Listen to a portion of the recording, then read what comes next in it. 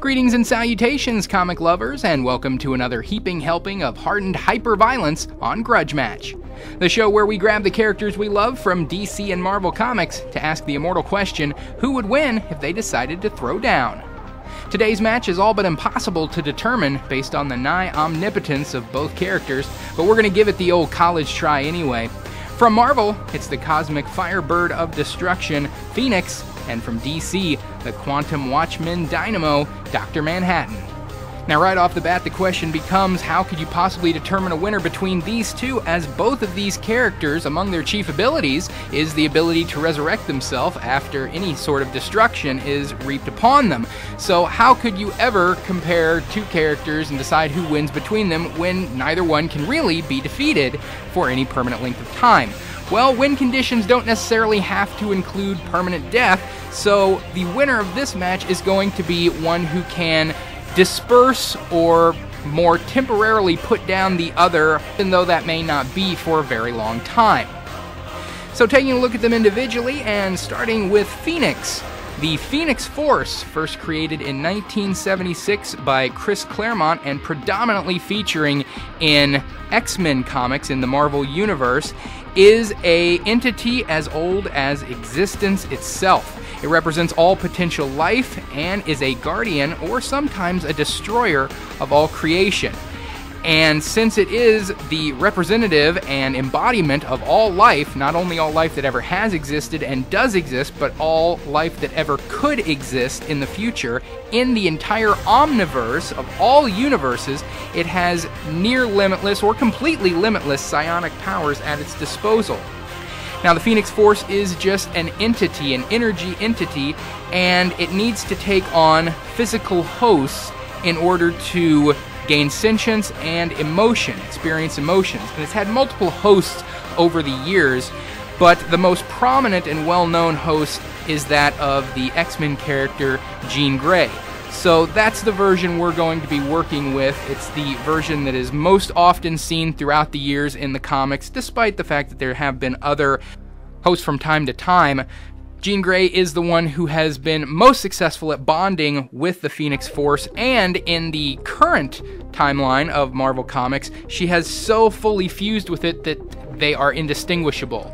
Jean Grey ceased to be a human mortal character and fully fused with the Phoenix Force. However, the fully fused version is not the one we're going to work with, because as fully fused, as fully, completely blended with the Phoenix Force, she's no longer on the mortal plane. She exists in an alternate state of being, and you couldn't actually really have a fight between these two characters in that regard. So we have to use the mortal version, the Jean Grey, who was more the Dark Phoenix of the Dark Phoenix saga, who has a mortal body. That way we can have a directed fight between herself and Dr. Manhattan.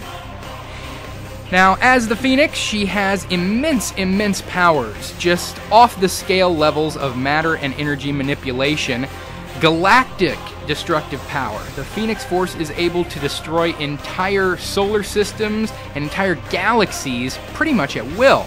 Unparalleled psionic and psychic abilities also are a factor for the Phoenix. Really is thought of as being a cosmic god. The one drawback Phoenix really has, especially as Dark Phoenix, is emotionally unstable. Almost every mortal host of the Phoenix Force has been emotionally unstable.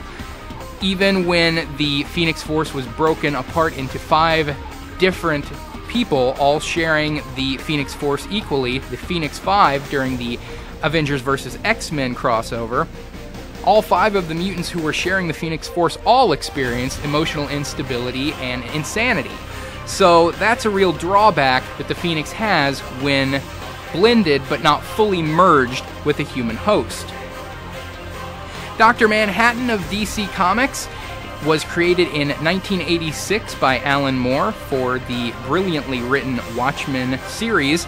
Not a member of the regular DC universe like the Justice League or Superman, Batman, or any of those characters, but the Watchmen universe is its own separate DC universe. And in the Watchmen universe, there are no superhumans other than Dr. Manhattan. of all the superhero characters, Night Owl, Rorschach, Silk Spectre, all of them are really just sort of like Batman, good fighters, intelligent detectives, but they have no superpowers. The only one singular being in the Watchmen universe to have superpowers is Dr. Manhattan. Dr. Manhattan was originally a normal human named John Osterman, and he was a scientist participating in an experiment dealing with intrinsic fields. He got caught inside the machine as it was about to be turned on. They couldn't shut it off in time, and the intrinsic field experiment destroyed his physical body, but turned him into a being of pure energy.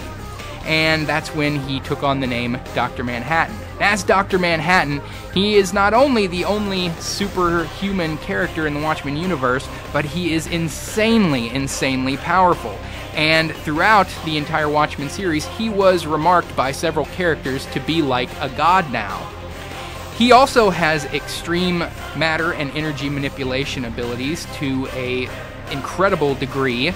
He has total control over his own body, his energy body, ability to disperse it and fuse it back together at will, the ability to duplicate his body. He can create multiple duplicates of himself and have his consciousness really be split among them. There really is no one central or even original body. Any one of the Dr. Manhattan bodies he creates can be the real Dr. Manhattan. There really is no real one. He's dispersed between all of them. And he also has the ability to perceive the future. He can only perceive his own future, so he can only see his own timeline, and that can be disrupted if certain tachyon energy bursts are created in the future. They travel backwards in time and they screw with his ability to perceive the future. But for the most part, he can perceive the future. He knows what's going to happen at any given time, and that makes him very disaffected to the here and now. He literally experiences all moments of his life simultaneously, so he has very little emotional investment in anything that's going on in the here and now, because as far as he's concerned, it might as well be memories of the past, even though we, the rest of us, are experiencing it right now.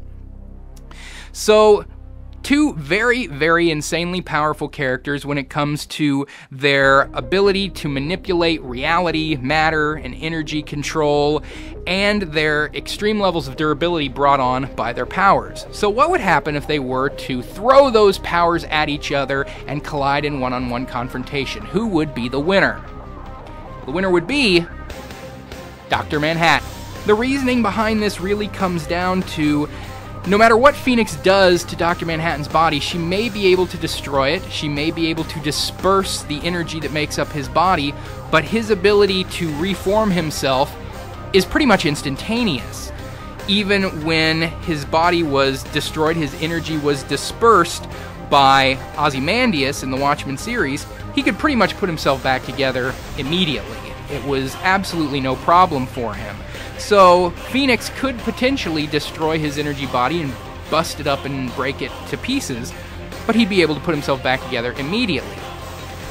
He could even create a duplicate version of himself while Phoenix is attacking him, and she may be able to destroy one of his bodies, but then he's got another one. Might have several others. Duplication is something Phoenix can't really do. Now, when Jean Grey is fully combined and fused with the Phoenix Force, she gains godlike perceptions as well. The ability to see the future and the past, the ability to completely destroy matter and energy, not just break it apart and disperse it, but literally take it out of existence. But like I said earlier, that version of the Phoenix where she is fully fused no longer exists on the mortal plane.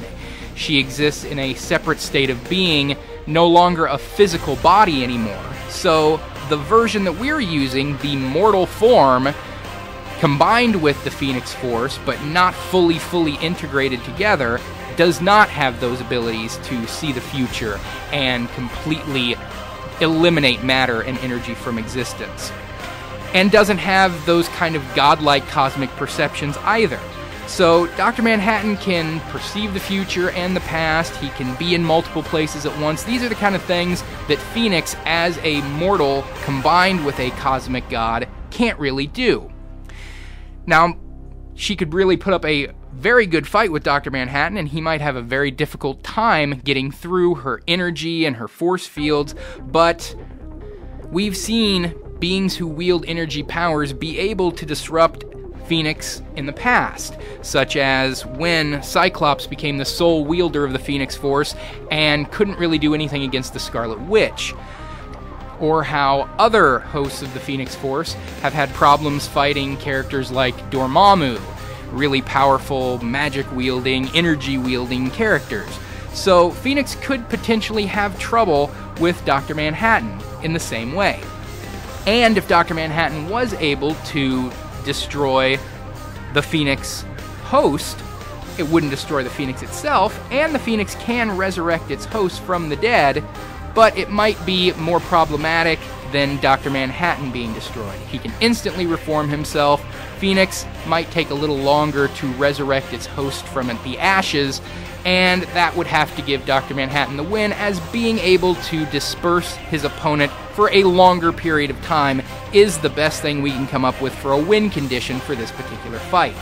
So in a very, very close contest between these two nigh omnipotent characters, Dr. Manhattan in DC Comics is going to take a very close victory in this contest.